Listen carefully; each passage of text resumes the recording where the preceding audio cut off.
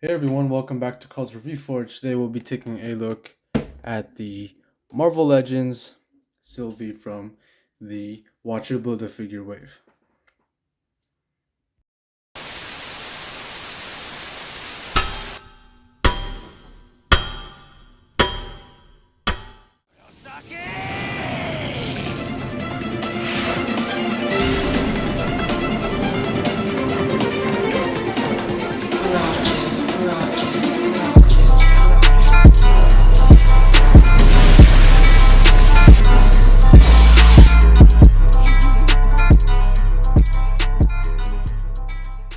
I've waited many months for this. Um, I, I wanted this figure so badly when the Loki movie trailer came. Oh my goodness. Okay, I wanted this ever since the Loki show came out. So that's a long time. Uh, and I I searched everywhere for it. I looked on Amazon. I looked on the Hasbro store. The what else? Toys R Us, Toy Snowman. They were either too expensive, they were there but sold out, or they just weren't there at all. So this morning I went to Walmart because of Boxing Day, uh, and I saw this figure in the toy aisle. The toy aisle was filled with a bunch of Marvel Legends, a bunch of other toys, and this was the only Sylvie I found. This was the only one in that whole aisle, and I'm pretty lucky I have it. So yeah, looking at the box, you do have the shiny Loki logo right there. You have everything. You have everything seen in the window. You have the same artwork on all three sides, and then you do have the other figures in the wave. Then you have the Watcher, and then you have the Read Up. So yeah, let's get her open.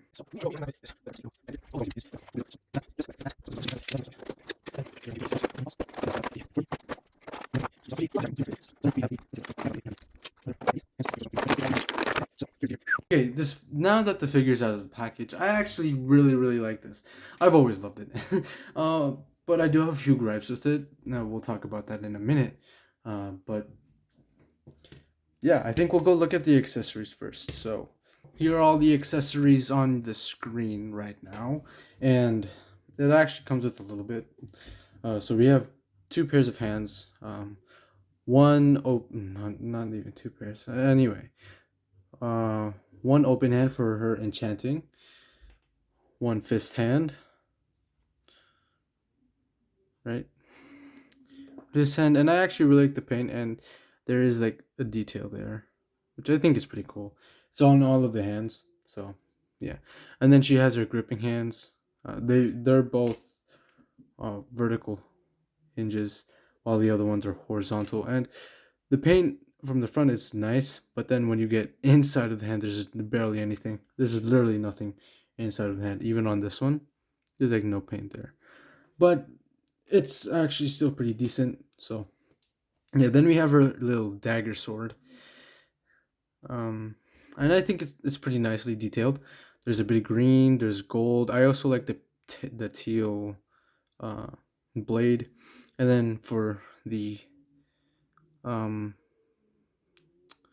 I don't even know what you call this, but you do have a boar looking thing at the end. I'm assuming it's a boar. On the package, it looks like a boar, but on here, it kind of looks like a rat or a very like what's it called? I don't even know, but it does look like a rat. So yeah, and then you do have the Asgardian lettering right on there. I thought it would be like manufacturing type of stuff because I don't see any on the figure, so I thought it would have been on here, but it's Asgardian, I'm assuming. And then we have her cloak, which I think is the biggest gripe here because it's just a plain cloak. The paint is pretty glossy. The rest is just plastic. It's like it's hard, but it's also not that hard, and its only real use is for vanilla posing. So like you would just put Sylvie in here, and then you wouldn't be able to move her at all. The only parts you would be able to move are her legs and nothing else. So it also makes her like kind of hunch forward. So let's actually take a look at the figure now. So taking a look at the figure, I really like it. Obviously, the only like problems I have with it is mostly like the paint applications, especially on the face and on the hair, and kind of a little bit of the proportioning. That's what I meant to say. I also stuttered, so yeah. Anyway, so the face, she is staring right into your soul. Um, I mean, it kind of looks like Sophie DiMartino, kind of in like certain angles, like this. Yeah, this looks like Sophie DiMartino, but this, it really doesn't. Her eyes are just like pale blue. So yeah, that's kind of scary. And her eyes are very wide open, which kind of look creepy in a way. But she does have the um, beauty mark on her chin, and then her hair. There's a wash to it. I also like what they did with it with the bun, but I still see it as uncooked ramen noodles. So yeah, I wish they did a little bit more with the wash, especially here since it's like fading. But I like what they did with the bun here. And then she also has that gold crown. If you could focus. Yeah, she does have that gold crown with that one horn. I think it's pretty detailed. Not that there's much to it, but on this side you can actually see there's a bit more detail there. I also like her bone structure here, so that's good. And on her body, I like the paint applications. Some of it is missing, like on here. What is that? Okay. There's like some missing here and some missing here. I like the type of green on here, and then there's like a bit of gold leading to the back, which has no paint at all. It's just string and then the back piece, and then you have a floaty belt. But yeah, I really like the sculpt and detail of the gold and the gray here. Also on her arms, she does have the circles, which kind of represent the. Let's focus here. Let's focus. Okay, which kind of represent the enchantress.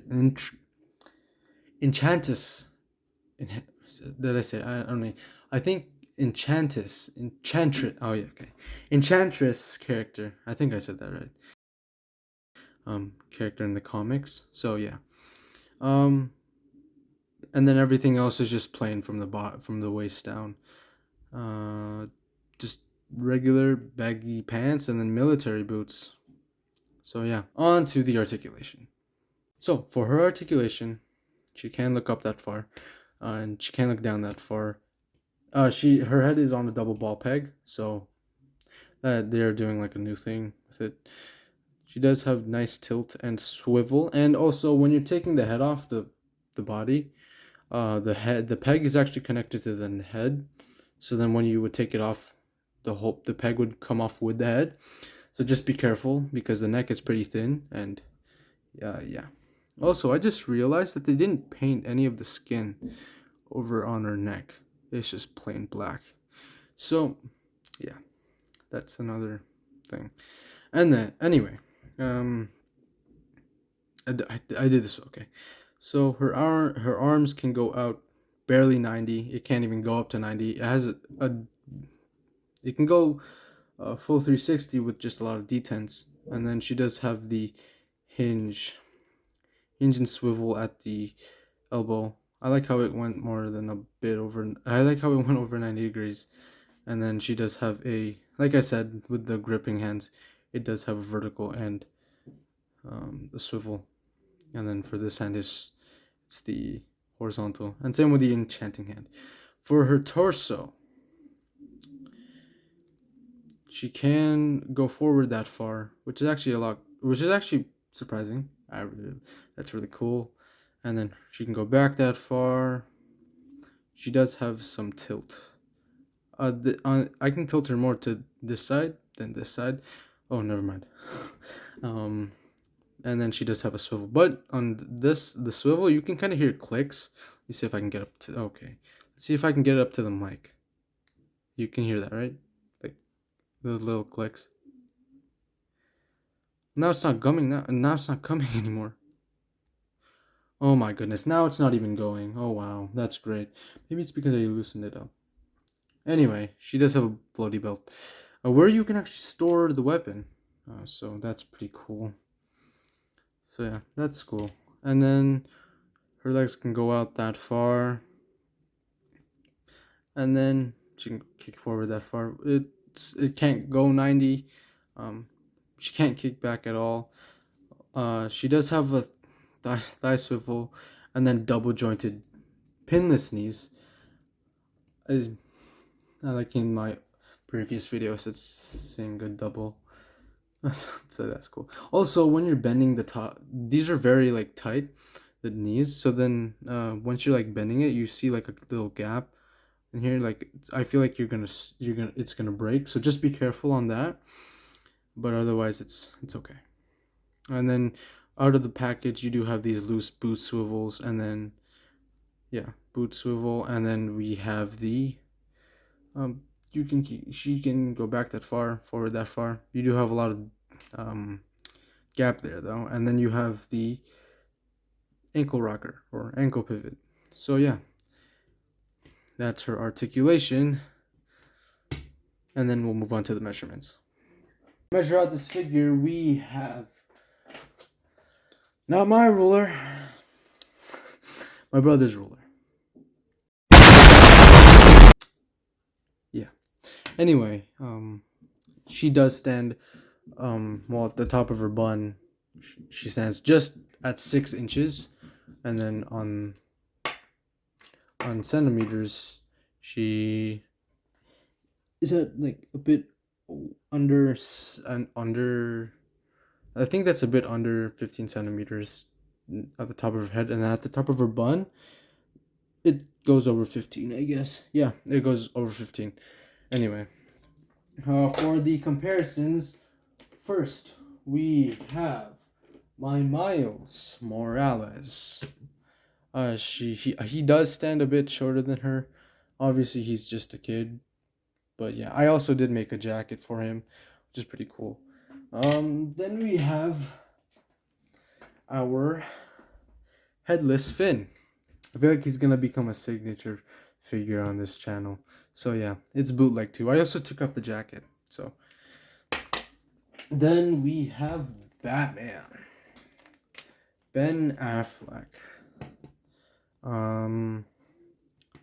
Okay, don't knock her down. Okay. He does stand taller than her. Like a lot taller. And then last but not least, we have my Loki that I kind of made into a custom. Because for the show. So yeah, I kind of tried to put a cloak on him, and then like all I did was I took off the skirt, hot glued some fabric on him, and then made him a cloak. It's not the best. I did better in the past. So yeah, I was rushing. I didn't have enough fabric either. But yeah, now they're a duo. So yeah, that's cool. He does stand a little bit taller than her. So yeah. So for my final thoughts on this figure, it's a wonderful figure. The weight has been worth it, and I think if you're into these mystical and magical type of characters, I think you'll love her. I loved her from the show, and I can't wait to see what they do with her next season, if that's ever going to come out. Also, if you're excited for the new season, just drop a comment down below and, put your theories in the comments, and let's have a conversation about it, because I think it's going to be a really interesting topic. So, if you want to see more content like this, leave a like, subscribe, let me know what you want to see down below, and as always, stay safe.